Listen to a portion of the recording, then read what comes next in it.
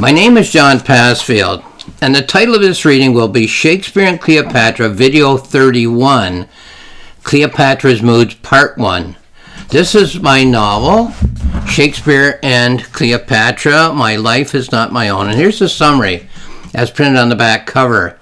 Cleopatra is dead, hovering between life and the afterlife. By some strange process, she becomes aware that a playwright is telling her story.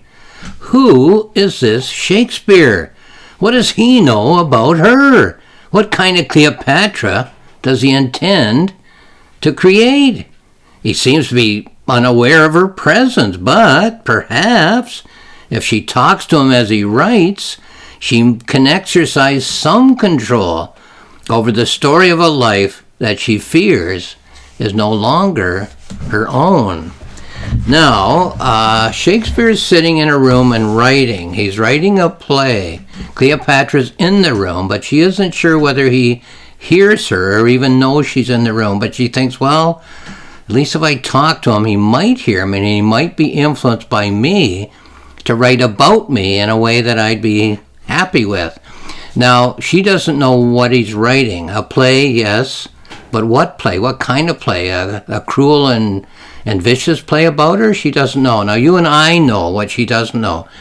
He is writing Antony and Cleopatra. So those of us who know that play probably feel it's a pretty darn good play to be written about her, but she doesn't know that. So she's worried through the 16 chapters of thought of this novel about what kind of play Shakespeare's writing. Now, while planning these video presentations, it struck me that it'd be interesting to read only the first few paragraphs of each chapter of the novel, of each chapter of thought in the mind of Cleopatra as she talks to the busily writing playwright William Shakespeare.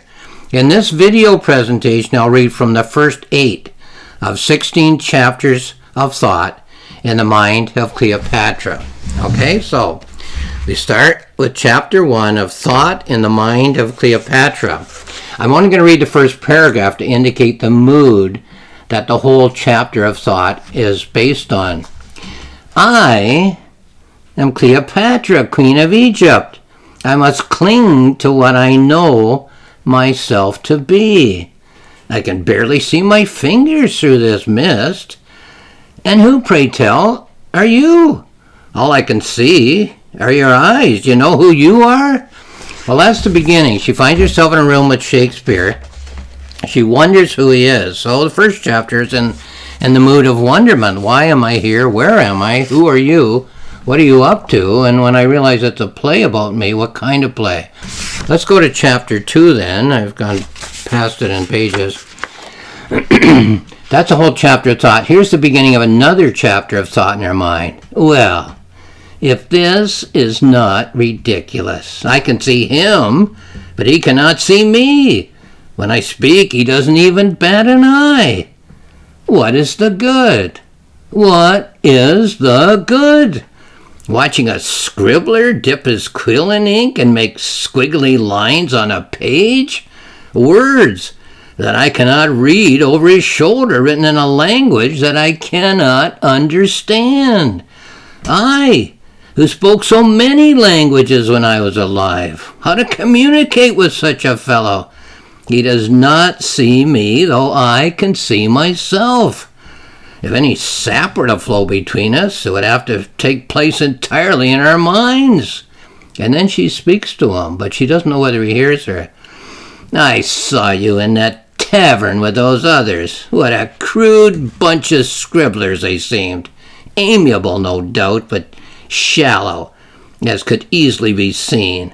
One would reach into his pocket every so often for a scrap of wrinkled paper and stab his ratty pen at the dish of ink.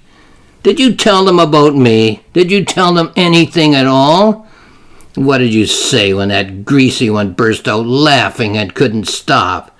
Is this the kind of company you keep? So she goes on in that mood for the second chapter of thought in her mind. Let's look at the third chapter. Oops, having trouble finding the pages here. My gosh. Where'd it go? Here we are, chapter 3. Okay, so she starts chapter 3 in another mood. These are the moods of Cleopatra. So who are you? And why do I know so little about you? And why was I not allowed to pick the one who would write about me? That boarding house you frequent, is that all you can afford? You have another home, perhaps out of town? Where do you go when I do not see you? Why are you so reluctant to tell? Do you think that I care what you do when you're not with me? So whatever that mood is, she carries that on for a whole chapter of thought. She's always switching tactics, perhaps, I suppose, in terms of her moods. Chapter 4, again speaking to Shakespeare, or thinking about Shakespeare. I have a question for you, my scruffy, bearded, scribbling friend. Do you know what it is to be a queen? What do you have in this principality, this region, this protectorate, this state, or whatever your people choose to call themselves? Do you have a monarch? Perhaps the gods forbid you have a queen, or some ragtag band of commoners who squabble over every point of privilege while ramming their greasy fingers into the till. Do you know what I did for a living? I administered a land mass that was bigger than any Ptolemy had controlled before my time. Mine was the land that filled the stomach each day of Rome, and I was the peasant who trod the pump that flooded the fields. I was the sole authority over every human endeavor. Not a soul breathed in or out without a note of permission from my hand. I could place any head on a statue or on the ground. Well, that strikes me as a rather belligerent, even threatening chapter from a very powerful queen, a person who was a very powerful queen, towards a scribe, a scribbler, a playwright. Here's chapter 5 with perhaps a different mood. You know, I was just thinking, you could make me seem to be the greatest monarch who ever wore a crown, greater than Darius or Xerxes, or the leader of either side at Troy. Compared to the reach of my empire, my deep treasury, my innumerable foot soldiers, the vast lands under my control, they were all petty chieftains of tiny lands. Why don't you do it? Just for fun. Actually, it wouldn't be too much of an exaggeration. I came pretty close. I led armies. I bolstered trade. I matched wits with Caesar the Great, not Caesar the boy. I was everything a monarch was hoped to be. So that's a mood of Cleopatra. Let's go to the next chapter. That's followed by a whole chapter of thought, and here's the beginning of another chapter of thought. A mood in the mind of Cleopatra as she speaks to Shakespeare, the playwright, who's busy writing his play. So, here I am again. Excuse me. I don't know where I go when I disappear. A mist swirls around me and I'm gone. Do you miss me at such times? I don't suppose you do. You never give any indication of how you feel. And as for my feelings about you, well, my whole life was a constant battle, walking on eggshells, walking on thorns, head in the clouds or head in the mud and being held down. That's why I was unrelenting when I had the upper hand. Don't ease your grip until you know that your opponent has drowned. You know, this is extremely frustrating to not know whether you hear even one word that I say or to think that you hear every word and then ignore what I say and go along on your merry way. You dip your pen in the inkwell and scribble as I talk.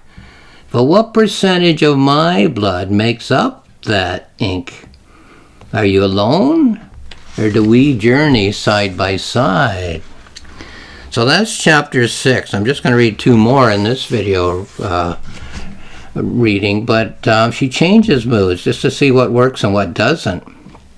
The Roman onslaught was immense, a barrage of words and ideas. Cleopatra the slut was the kindest phrase, I suppose. It was a messaging, unfortunately, to which my dear Antony at times, when his mirror would develop a crack, he was Roman after all, to succumb, would be prone. The Romans took Antony's several drinks and monthly dissipations and portrayed them as if they were a nightly enterprise. They took my occasional preference for luxuries and turned it into a mania. They said that I would dissolve and drink my pearls. All of this to persuade the Romans that Antony and I were the decadent Egyptians and that the boy Octavius Caesar was the better man. So that's perhaps a different mood too, a different approach to Shakespeare. What, she wonders, would appeal to him in terms of getting him to write the play that she would like Shakespeare to write about her. And here's the last one I'll read in this video presentation, and I'll read a note about this. Can you imagine what it is to send a person to negotiate on your behalf? Will he be bribed or will he be tortured? The result will be the same. You have to send the most empty-headed representative that you can find, one who doesn't know a thing about yourself, where your troops are stationed, where the golden jewels are kept, what you prize and what you disdain, whom you value and whom you despise. One who knows of no secret door in the castle wall, and then you hope that he will return with favorable terms. So there's a different mood again, maybe giving some of the practical difficulties of being a queen in ancient Egypt. So all of the moods that Cleopatra tries out to present her story to Shakespeare. This novel, Shakespeare and Cleopatra, My Life Is Not My Own, excuse me again, is a highly complex work of literary art. Through the use of imaginative imagery, deepening imagery, it suggests that a single life, that of an historical personage who lived over 2,000 years ago, can serve as an exploration of the nature of what it is to be human now, and what it has always been to be human, as far back as humans have lived upon this earth. Serious art is always about all human beings. Polemical art, in contrast, is about a segment of the human family, often pitting one group of humans against another, often making that item of art shallow and propagandistic. Now, the challenge for the serious novel is to write about all human beings while also writing about a single character. So here's a note that I wrote to myself shortly after I thought of writing a novel on the topic of Cleopatra. So it's a section from my notebook, and here it is. Cleopatra is not trying for historical accuracy. She wants a satisfactory myth. That's M-Y-T-H. She wants a satisfactory myth. She cajoles, pleads, admonishes, seduces, rejects, demands, requests, as she interacts with Shakespeare, the writer of the developing plays, all kinds of moods. Shakespeare's silent in the text. She demands to know about him. Ask him all the questions that future biographers have asked. No answers. Frustrating for her. Why so secretive about yourself? Why so definitive about me? Why do you get to write about me? Create me out of what? Well, I get to say or to write nothing about you. Just what's fair about this, if I may ask? At other times, different moods. We're partners, more so than Antony and I, than Caesar and I, than Octavian and I could ever be. We are creating this role together, you and I. I shall be you, and you shall be me. Well, that's the end of the note that I wrote, probably the first day that I decided to write this novel. Let me continue the new note. What I felt I would have, and do have now, that the novel is written, is an indication of the ways in which all human beings interact, along a gamut of such interactive elements.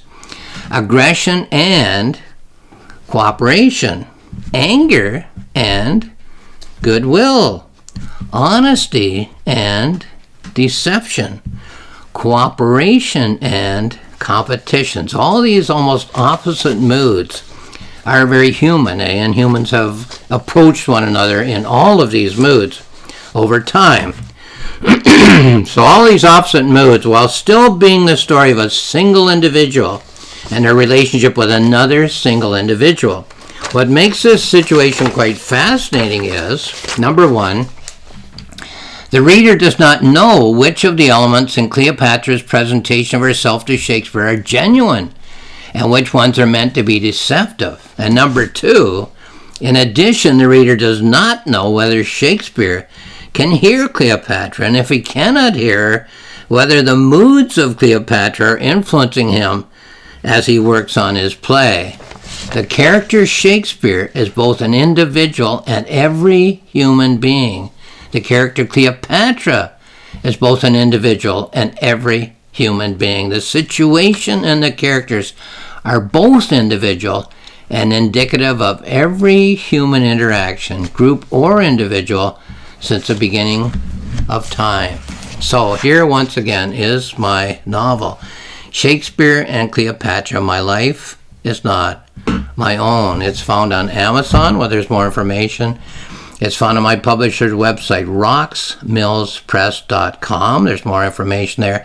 On my website, johnpassfield.ca, there's a planning notebook in which I recorded the planning and the writing of this novel.